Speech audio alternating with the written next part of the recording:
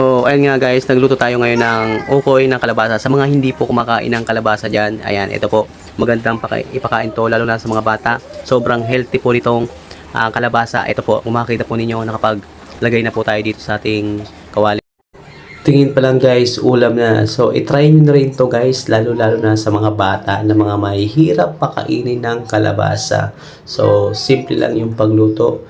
Sobrang napakasarap at madali lang i-serve sa mga bata ito.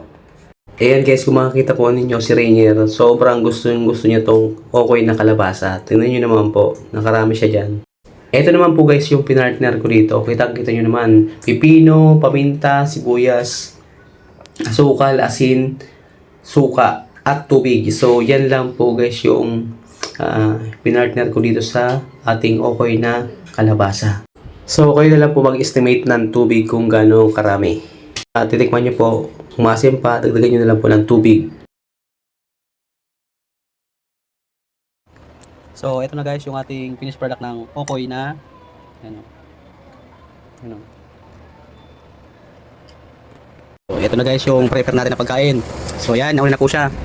Nagbumukbang. So, ito na guys yung result ng ukoy na kalabasa. So, ito.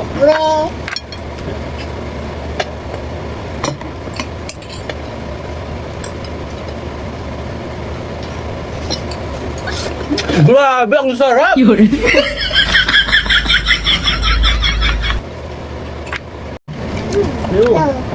Yellow. Green. Ano? Ang sipo? Wow! Ay! Niluwa. Pinilit muna naman ang ulam.